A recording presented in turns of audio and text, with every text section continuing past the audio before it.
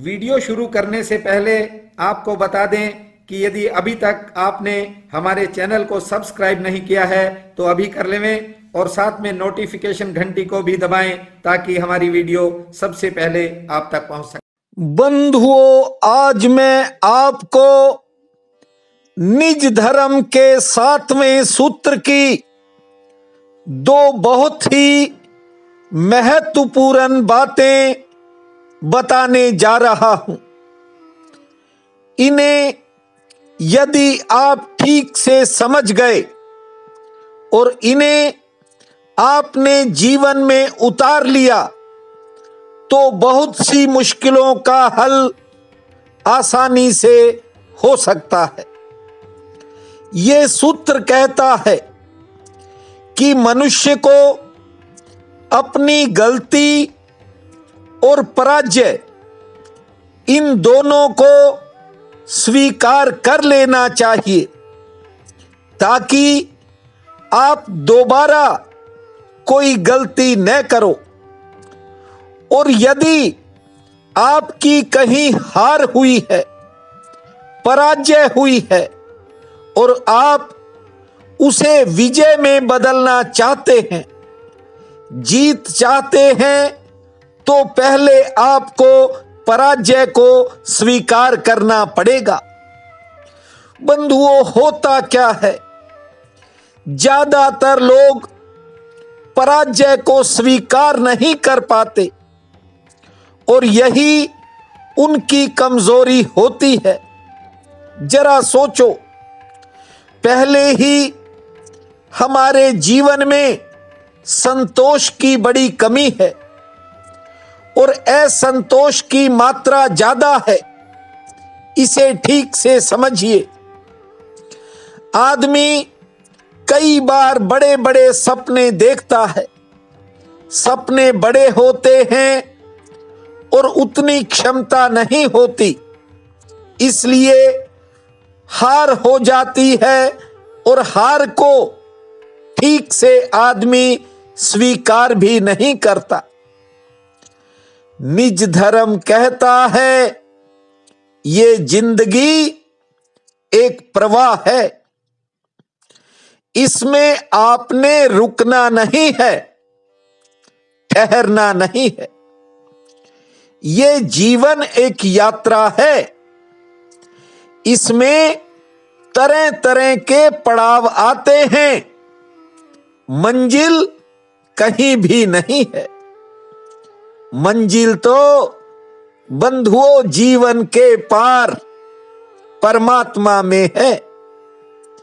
जिसने हमें जीवन दिया है वही हमें संतुष्ट कर सकता है, इसलिए उसके चरणों का स्मरण हमें कभी भूलना नहीं चाहिए।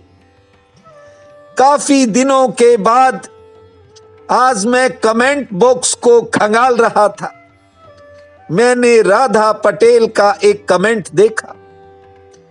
ये बहन कहती है कि मैं ध्यान नहीं कर पाती। दरअसल बात क्या है, लोग ठीक से निज धर्म को समझ नहीं रहे हैं। निज धर्म कहता है ध्यान लगाना नहीं है, ध्यान करना है। जो भी करो उसे ध्यान पूर्वक करते चले जाओ।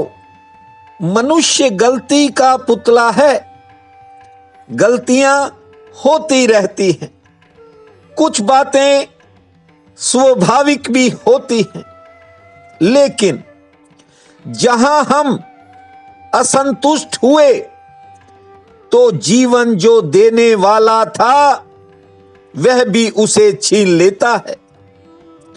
और इसके उलट जहां हम संतुष्ट हो गए तो याद रखना, जीवन हमें जो नहीं देता उसके द्वार भी खुल जाते हैं।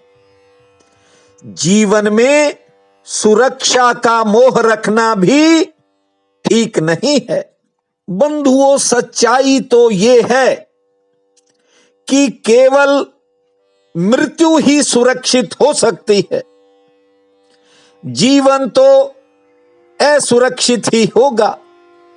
इसलिए सुरक्षा की ज्यादा चिंता करना बेकार की बात है। जितना आपका जीवंत व्यक्तित्व होगा उतना सुरक्षित होगा। चिंता वह विनाशकारी प्रक्रिया है जो मस्तिष्क में ईश्वर के प्रेम और कृपा के विरोधी विचारों को भर देती है। मूलतः यही चिंता का असली स्वरूप है। इसलिए जो आपका मस्तिष्क है उसमें ईश्वर की शक्ति को देखने का प्रयास किया करो। बंधुओं, जो ज्ञान का रास्ता है उसमें कई तरह की बाधाएं आती हैं। ज्ञान द्वीप प्रकट होने के बाद भी जो एक आध इंद्रिय द्वार है वह खुला रह जाने पर विषय रूपी पवन प्रविष्ट होकर ज्ञान द्वीप को बुझा देती है। इसलिए कहता हूं, भक्ति का जो रास्ता है वह सरल है, बहुत आसान है। प्रत्येक इंद्रियों को भक्ति रस में भिगो दो, फिर जो विषय रूपी पवन है वह आपको नहीं सता पाएगी। जब 11 इंद्रियां ध्यान में एकाग्र हो जाती हैं तब प्रभु का साक्षात्कार होता है। और इसी कारण तो गीता में 11वें अध्याय में अर्जुन को विश्व रूप के दर्शन होते हैं। जानते हो, जब गोकुल में नंद बाबा के घर छोड़ करके आना था तो प्रभु ने कहा मुझे ले चलो। वसुदेव ने टोकरी में लिटाया, किंतु बाहर कैसे निकलें? कारागृह के द्वार तो बंद हैं, बहुत बड़े बड़े बंधन हैं, लेकिन जानते हो, जो ही टोकरी सर पर उठाई सारे बंधन टूट गए। बंधुओं, मस्तक में बुद्धि है। जब बुद्धि ईश्वर का अनुभव करती है तो संसार के सारे बंधन टूट जाते हैं। जो भगवान को अपने मस्तक पर विराजमान करता है उसके लिए कारागृह तो क्या, मैं कहता हूं मोक्ष के द्वार भी खुल सकते हैं। हाथ पांव की बेड़ियां टूट जाती हैं, नदी की बाढ़ भी थम जाती है जिसके सिर पर भगवान है। जिसने भी अपने सिर पर करुणा निधान भगवान को बिठाया है उसके जीवन में कभी कोई विघ्न नहीं आता, कोई भी बाधा उसे बाधित नहीं करती। मात्र घर में आने से नहीं, मन में भगवान के आने पर बंधन टूटते हैं। जो मनुष्य भूमा भगवान को मस्तक पर विराजमान करता है उसके सभी बंधन टूट जाते हैं। बंधुओं, ये संसार है, ये मोह की कारागृह है। ठीक से समझो, ये मोह की जेल है, कैद है। इसमें हर प्राणी अपने आप को बंधा हुआ पा रहा है।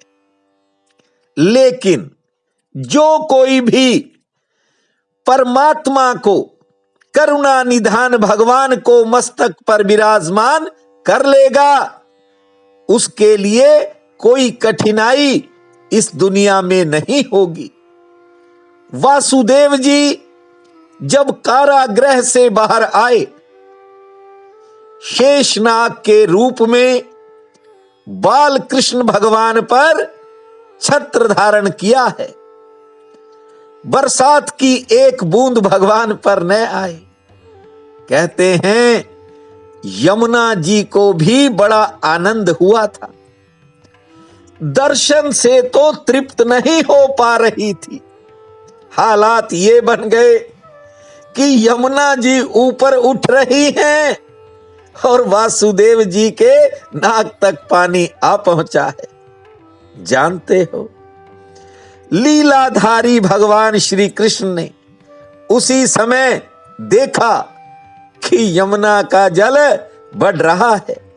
तत्काल प्रभु ने लीला की, टोकरी से अपने पांव को बाहर निकाला और यमुना जी की तरफ बढ़ा दिया। यमुना जी ने चरण स्पर्श किया, कमल भेंट किया। प्रथम दर्शन और मिलन का आनंद यमुना जी को श्री कृष्ण ने दिया। धीरे धीरे पानी कम होता चला गया। सो बंधुओं, जब परमात्मा को पाने की इच्छा प्रबल हो जाएगी, परमात्मा आपके घर पहुंच जाएंगे। इधर उधर भटकने की जरूरत नहीं पड़ेगी। भले ही केवट राज था, भले ही भिलनी थी, और रामायण में अन्य पात्र भी आपने देखे, गीधराज जटायु था, निषाद राज, गो निषाद, सब जगह भगवान स्वयं चल करके गए हैं। इसलिए परमात्मा किसी भी रूप में कभी भी आपके पास आ सकता है। बस ध्यान करना नहीं है, हर जगह ध्यान को आपने देखना है। यानी कोई भी कार्य करते हो तो ध्यान पूर्वक करो, आपकी बड़ी से बड़ी मुश्किल हल हो जाएगी। और यदि कोई गलती हो गई है उसे स्वीकार करो, किसी काम में पराजय हो गई उसे स्वीकार करो। आप देखना आपका जीवन ही बदल जाएगा। निज धर्म कहता है कि ब्रह्म संबंध होने पर सभी दुख दूर हो जाते हैं, सभी बंधन कट जाते हैं, सभी मुश्किलों का हल निकल जाता है। ये माया नगरी है, यहां माया फैली हुई है। थोड़ा बस ध्यान पूर्वक इसे देख लिया करो, कहां कौन क्या कर रहा है। बंधुओं, निज धर्म की बातें ऐसी हैं, यदि सुनाता रहूं तो शायद कई जन्म बीत जाएं। इसलिए कहता हूं, समय की कमी है और समय बहुत बीतता जा रहा है। समय के रहते यदि जाग गए तो जिंदगी को बदलते देर नहीं लगेगी। आज पोष मास के शुक्ल पक्ष की द्वितीया है, बहुत बड़ा पुण्य काल रहेगा।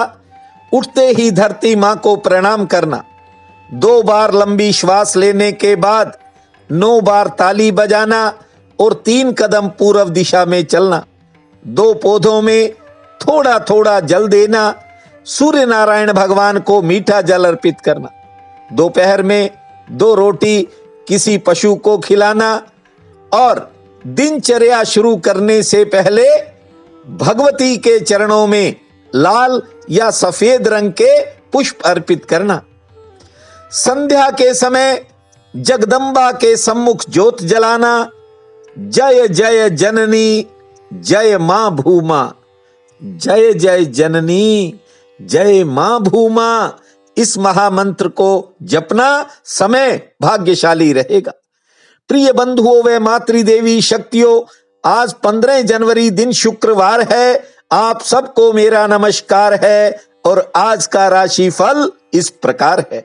मेष, आज किसी जरूरी काम में सफलता मिलने का योग है। कोई नया संबंध जुड़ सकता है, कोई नया संपर्क बन सकता है।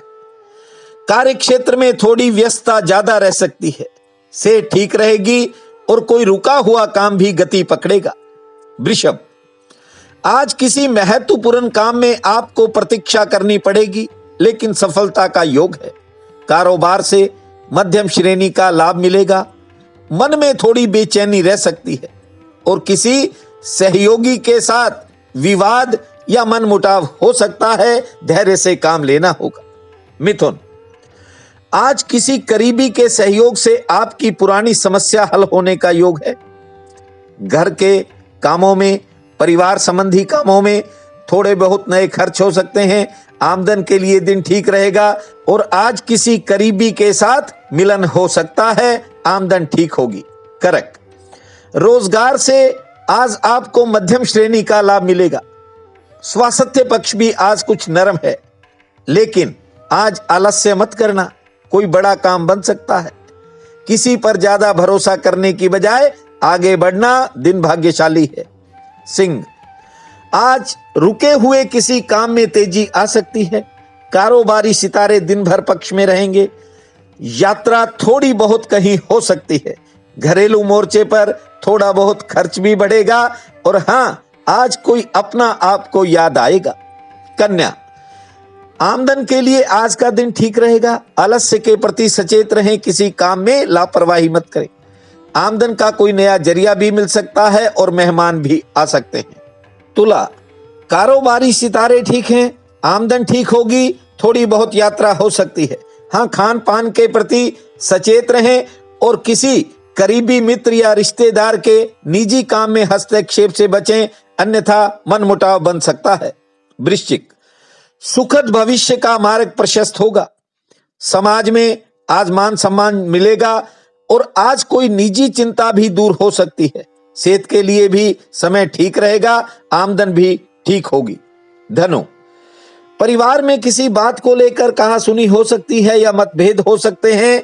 संयम से काम लें, आमदन मध्यम श्रेणी की रहेगी। महत्वपूर्ण काम में सफलता का योग है और थोड़ी बहुत यात्रा भी होगी।